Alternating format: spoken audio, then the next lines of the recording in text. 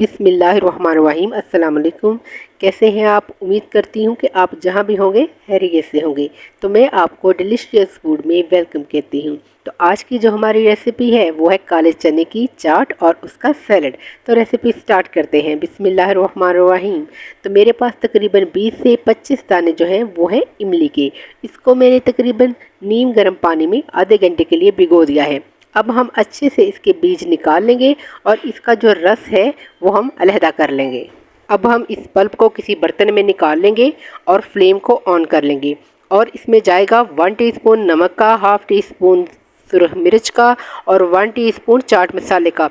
और इसके साथ हम ऐड करेंगी बड़े वाला चम्मच जो है वो मैं यूज़ करूँगी, वो एक चीनी का बरके जाएगा इसमें। और इसके बाद मैं आधा चम्मच मज़ीद इसमें ऐड करूँगी ताकि जो हमारी इमली का जो खट्टापन है वो ख़त्म हो जाए।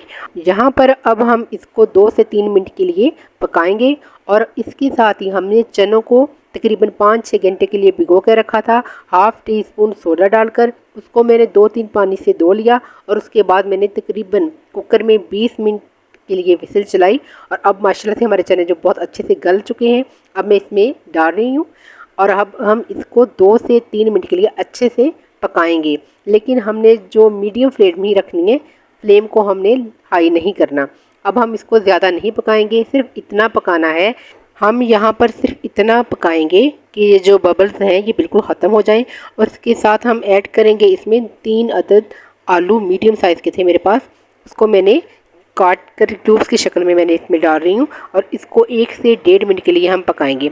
हमने इतना पकाना है कि पानी जो है वो खुश्क हो जाए, इमली का जो पल्प था, लेकिन ज़्यादा खुश्क ना हो क्योंकि हमने अपनी चाट को जूसी रखना है। और इसके साथ मैं 2 से 3 सब्ज़ मिर्चें बारीक काट के ऐड करूँगी और इसके साथ ही हम इसमें ऐड करेंगे 2 अदद प्याज जिसे मैंने बारीक काट के तकरीबन 10 मिनट के लिए नमक लगा के रखा था और फिर स्ट्रेनर में अच्छे से धो के इसको ड्राई कर लिया है, वो ऐड कर रही हूँ। एक टमाटर को क्यूब्स की शक्ल में काट के वो ऐड करेंगे और इसको अच्छे से मिक्स करेंगे और उसके साथ हरा धनिया वो ऐड करेंगे। ये जी हमारी जो चना चाट है ये बनके रेडी हो गई है। यकीन जानिए कि चना चाट और यकीन जानिए काले चने हमारी सेहत के लिए बेहद मुफीद हैं। इसमें मौजूद विटामिन, मिनरल, कॉपर, आयरन मिलकर क़ुव्वत मदाफ़त में इजाफ़ा करते हैं। और सबसे बड़ी बात ये कोलेस्ट्रॉल को ये कम करता है, वज़न को कम करता है। इससे आंतों की सेहत बेहद मुफीद रहती है। बच्चों की नशोनुमा के लिए बहुत ज़्यादा मुफीद है, खांसी से निजात मिलती है। तो इसलिए रेसिपी को ज़रूर ट्राई कीजिएगा। तो जी हमारी चना चाट बन के रेडी हो गई है। ये देखिए जी, बिस्मिल्लाहिर्रहमानिर्रहीम। बिल्कुल मज़े की कुछ जायका चाट लग रही है और बिल्कुल जूसी। यकीन जानिए आप खाएंगे तो इंशाल्लाह ताला आपको बहुत ही पसंद आएगी। और अगर आप मेरे तरीके से बनाएंगे तो आप इंशाल्लाह ताला हफ्ते में 1 मरतबा तो ज़रूर बनाएंगे।